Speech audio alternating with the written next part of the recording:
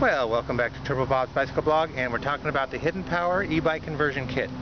Lightweight, 5 pounds, friction drive, fairly quiet, has a 14 volt 20 amp hour battery. This is the motor, drives through the pulley right to here, which kicks in. We'll show you how that works. And this is your electronic control unit. So let's see if we can show you how it kicks in. It turns on, and then usually locks in all the way like this. Didn't really do it that time. Let's see if we can get it going this next time.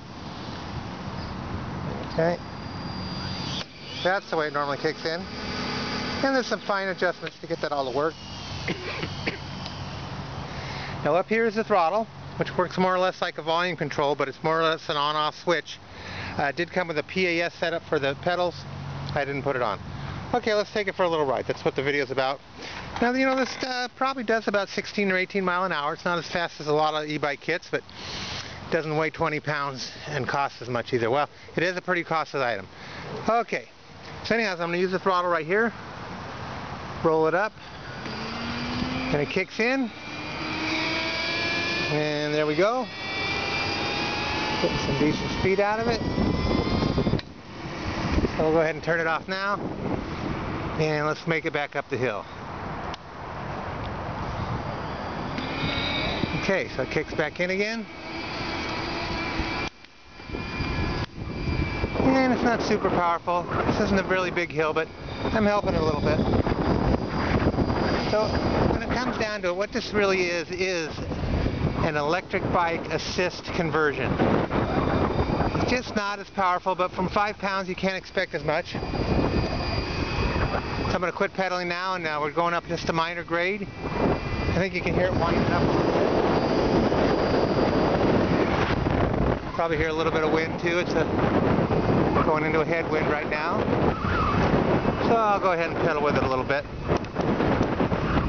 So I did have some customer service issues. The charger, the battery didn't seem compatible, but I took care of that. It's something I had to fix myself. There are times when you kick the power in and it doesn't kick in. Not sure what's up with that. Definitely if you stop to a stop, it senses it's overloaded and turns itself off. So that's a good thing. Okay, so let me shut it down.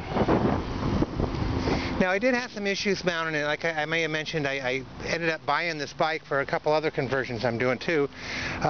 This one just doesn't fit a lot of my vintage bikes and my older bikes. It has a certain length here it has to reach. They do have different models. Well, maybe I didn't show you. There's a certain length it has to go from here to here. They have certain models specifically for Brompton and other folding bikes. This is a general fit-all kit.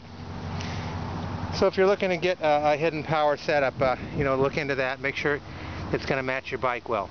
Like I said, it did come with a PAS setup for my bottom bracket, but I didn't use that. I just am using just the throttle, like I showed you right here, and it works more or less like an on-off switch, but it's just not so powerful. That's really a big issue.